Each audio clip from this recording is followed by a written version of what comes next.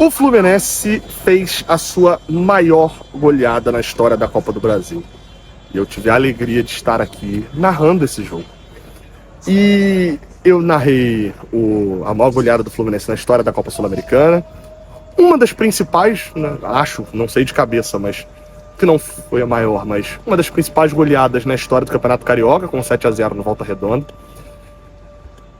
E isso é uma alegria. E eu tô começando com isso daqui, essa análise, porque dei uma repassada na internet logo depois do jogo e fiquei perplexo da galera reclamando bastante, não bastante não, mas reclamando sobre o que aconteceu aqui hoje no Estádio Mangueirão. O Fluminense venceu por 8-0 porque o jogo não foi em Marabá. Se fosse lá, poderia ser também. O time da Águia é bem fraco. Então acho que esse é o primeiro motivo. O Fluminense venceu de 8-0 porque o time do Águia é bem fraco. Consideravelmente. E eu alertei isso daqui. Valeu a pena as minhas 2 horas de voo.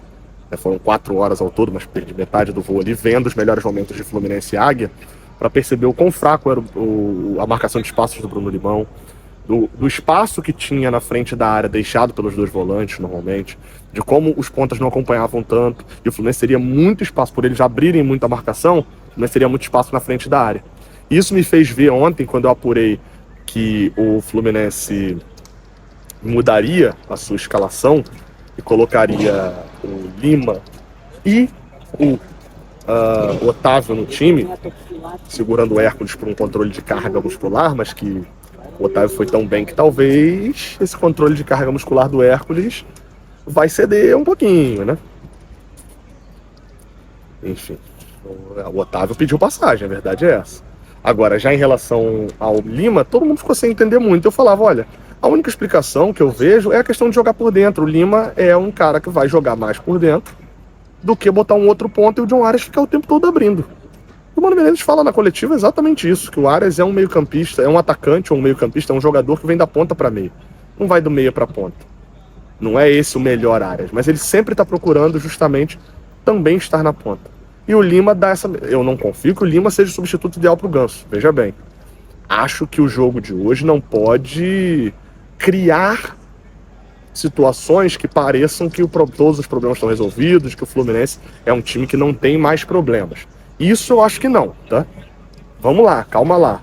O Germancano não vai fazer 2 gols em todo jogo, mas já tem 7 nessa temporada, que é a mesma coisa que ele fez no ano passado inteiro.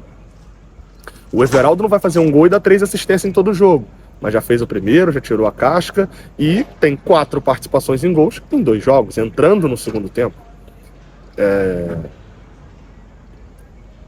Você vai ali para os outros jogadores, o Fuentes não vai dar assistência em todo jogo, mas deu mais uma hoje. O Fábio veio aqui só tomar chuva mesmo, na verdade é essa.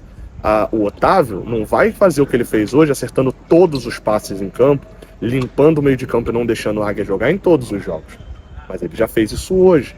Então quem teve o Paulo Baia não vai fazer, o Paulo Baia não vai entrar em todos os jogos. Mas fez um gol hoje, perdeu um outro que dava pra fazer, né? Convenhamos, estava dentro da pequena área e dava pra fazer. Uma série de coisas que a gente tem que pontuar, que é óbvio que isso não vai acontecer o tempo inteiro, mas que hoje aconteceu. E o Fluminense hoje abriu o placar cedo, porque o Águia deu mole na saída de bola, mas porque o Fluminense estava marcando em cima de novo. O gol que o Fluminense faz, o primeiro gol, o gol do Canóbio, é muito semelhante ao primeiro gol que o Fluminense faz contra o Nova Iguaçu, quando toma a bola na entrada da área com o Martinelli saindo para morder de novo lá na entrada da área adversária, a bola repicada, o Lima dá assistência, o Canóbio cava por cima do goleiro. E aí a fragilidade do Águia foi vista também no segundo gol. O gol do Germancano faz com que o 2-0, o time do Águia a gente estava vendo, né, aqui do estádio, eu estava bem ali, aqui no andar de baixo, no andar da imprensa, e a gente começa a reparar que o time do Águia se reúne 5, 6 jogadores, começa a se entreolhar, e que não sabendo muito o que vai acontecer. Sente o gol, e aí o Fluminense faz o terceiro, depois faz o quarto na reta final do primeiro tempo, com um zagueiro do Fluminense sozinho dentro da grande área. Então era um time que tem as suas limitações técnicas, tem as suas dificuldades, toma 4-0 no primeiro tempo, resolve o jogo. O Fluminense soube, jogar de uma maneira que matasse o jogo rápido contra um time fraco. Uma série de times, e já soube de mais um hoje, né? América Mineiro eliminado pelo Cascavel, que também era um possível adversário do Fluminense. Ou seja, uma série de adversários foram eliminados contra times muito mais fracos. Óbvio que, como eu tava até conversando com o Giba Pérez, repórter do GE. Globo, que veio aqui pra Belém, e a gente tava falando, cara, o time é muito fraco, o Fluminense tem capacidade de dar uma goleada histórica aqui, eu falei isso no intervalo pra ele. Falei, é aquela merda, se o jogo é lá em Parauapebas ou em Marabá, fica aquela situação complicada e chata, né, que é bem assim, pô, primeira chance, o Lima, por exemplo, chutou uma bola pra fora ali, primeira chance não entra, a segunda ia fazer, o goleiro faz a defesa, a outra, um buraco no chão, tira o gol, você começa a gerar uma pressão maior. É óbvio, gente, não tem como ignorar que jogar no Mangueirão foi melhor pro Fluminense. Dito isso, 8-0, ficou incontestável. Ficou sem argumentos, até mesmo para quem queria falar que o Fluminense estava se favorecendo, tentando trazer esse jogo para cá e etc. Falar alguma coisa. 8-0. O segundo tempo parecia, o Germancano falou que não queria sair, mas nitidamente não era a mesma coisa no segundo tempo. Quando tinha 10 minutos eu fiquei com medo, real, tá? Tive real a noção de que, falei, caraca, esse jogo vai ser uma murrinha até o final agora. Esses 4-0 vão segurar. E aí o Mano faz certo, o Mano mexe. Coloca o René pra jogar, coloca o Paulo Baia já no intervalo. Coloca Serna e Everaldo, que não vão ter tempo de jogar, e o Lima precisou sair, né? Por isso o Paulo Baia entrou tão cedo, mas provavelmente já entraria depois.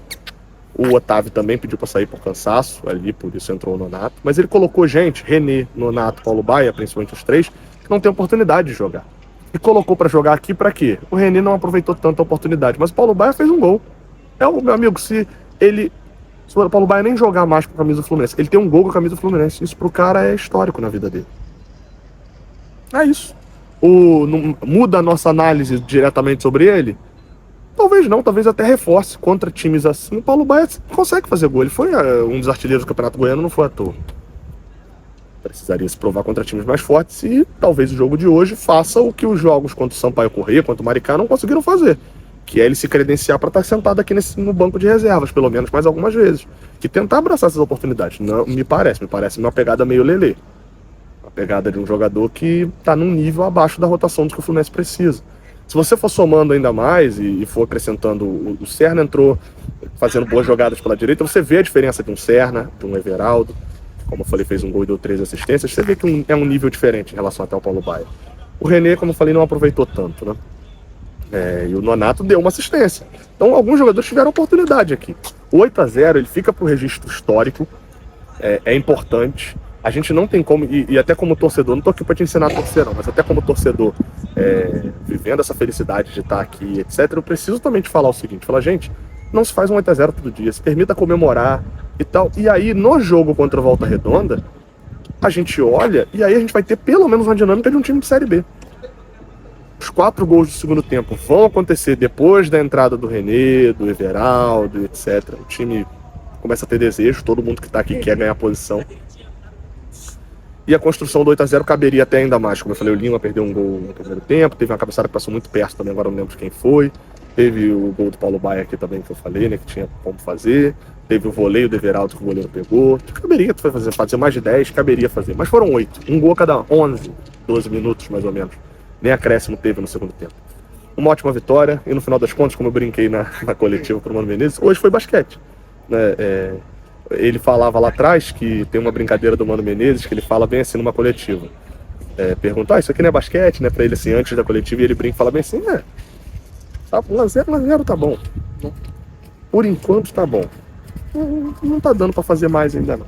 Quando der pra fazer mais, a gente faz 2, 3. Por enquanto tá bom. Ele brinca isso numa coletiva. Um pouco antes da coletiva, a nossa câmera consegue registrar. E hoje finalmente deu. Até por isso que eu falei com ele. Finalmente deu pra fazer um placar mais elástico. E deu, e coube os 8. E domingo contra o Volta Redonda, o espírito tem que ser o mesmo. É muito mais fácil você fazer um time repetir alguma coisa do que fazer um time fazer uma coisa pela primeira vez. Isso é um fato, tá? Isso é um fato. O time entrar contra o Volta Redonda, fazer de novo o que fez aqui, não vai fazer porque o Volta Redonda é muito melhor do que o Águia. Não vai fazer porque é um outro jogo, porque tem uma viagem cansativa, apesar de não ter mais o treino de amanhã. Os jogadores até ficaram treinando aqui no campo, fazendo complementação de carga de treinos, porque amanhã eles ganharam folga, né, com esse 8-0. A viagem para Belém, eles chegam lá, se eu não me engano, por volta de 6 da manhã, então o treino de amanhã não vai acontecer, né? Os caras precisam dormir, etc. É óbvio que vai ter questão de carga, etc, mas repetir um movimento é muito mais fácil do que criar um movimento.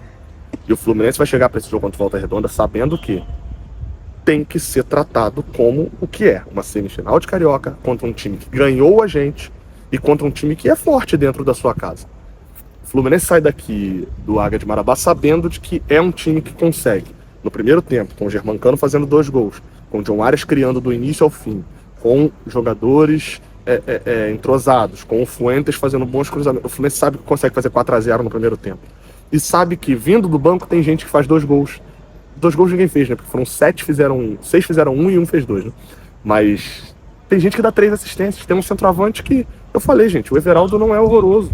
O Otávio não é horroroso, a gente não tá falando desse nível. E não é esse jogo que vai medir.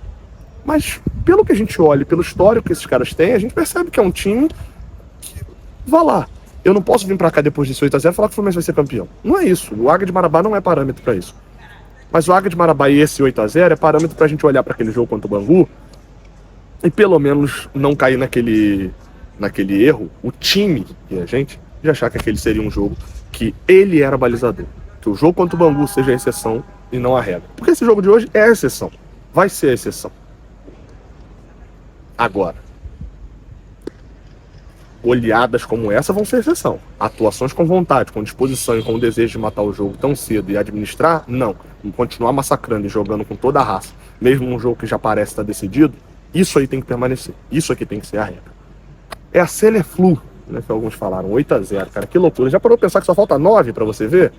E se você é da minha idade, você viu o Fluminense fazendo 6 na 10, que eu me lembro foi 6 na 10, né? Eu não lembro agora de outro 6. Teve 6 no Santa Cruz, esse eu não lembro não, só sei por história. Mas vou lembrar da 10, a gente viu o Fluminense fazendo 7 no Volta Redonda, a gente viu o Fluminense fazendo 8 na Águia de Marabá e 10 no Oriente Petroleiro. 9 tá faltando, né? 9 a minha geração acho que não viu, não. Quem sabe vamos buscar domingo contra Volta Redonda. Tamo juntos, tá? Muito obrigado pelo apoio de vocês, muito obrigado a Magic Mídias, o link deles está aqui na descrição. Eles que fazem esse apoio de trazer a gente, trouxeram a gente até Belém, cara, aqui pra fazer a cobertura aqui pelo Raiz Tricolor.